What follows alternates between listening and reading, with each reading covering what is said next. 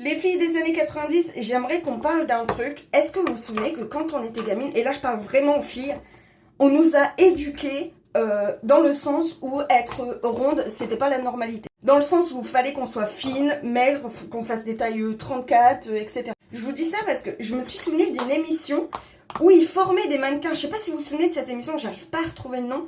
Où ils cherchaient des filles pour en faire des modèles photos, etc.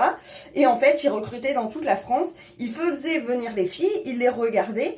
Et il y avait un mec parmi eux, ou une fille, je sais plus, qui s'amusait à leur pincer la peau comme ça, donc au niveau des bras, ou au niveau des cuisses, au-dessus des genoux.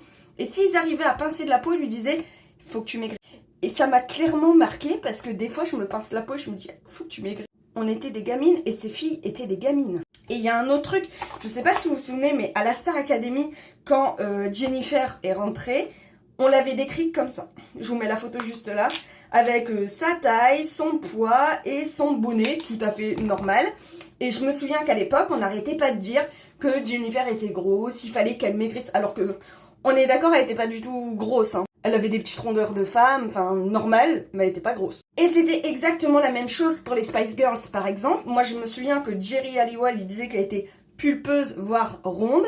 Et on disait la même chose à un moment donné de Emma, Baby Spice. Il disait que c'était le bébé joufflu parce qu'elle avait des bonnes joues et qu'elle était ronde. Encore une fois, ronde entre guillemets, c'est ronde de l'époque, hein.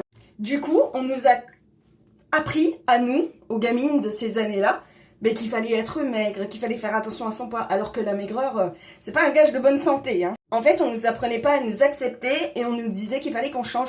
D'ailleurs, dans les magazines jeunes et jolis et tout ça, je sais pas si vous vous souvenez, mais il y avait carrément des articles qui nous disaient comment faire pour assumer nos rondeurs ou pour perdre un peu nos rondeurs, ce genre de choses.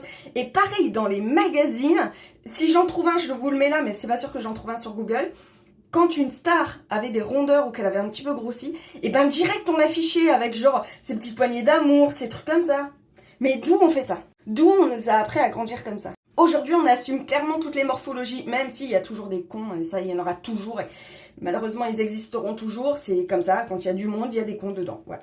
Mais on apprend à s'assumer, et surtout les jeunes filles, on leur dit voilà, habillez-vous comme vous voulez. Mais quand même, à l'époque, Jennifer, Mime, Pinky, etc. Des marques qui sont en train de disparaître et on sait bien pourquoi. C'était carrément des modes maigres. Du 40, t'en trouvais pas à l'époque de... Ils ont même inventé les tailles 34, les tailles 32, etc. qui correspondaient tout simplement à des tailles enfants. Du coup, ils mettaient vachement en avant ces marques-là et pas du tout le 38, le 40, le 42, parce que c'est ok, tu fais la taille que tu veux. Du coup, les filles, vous en pensez quoi?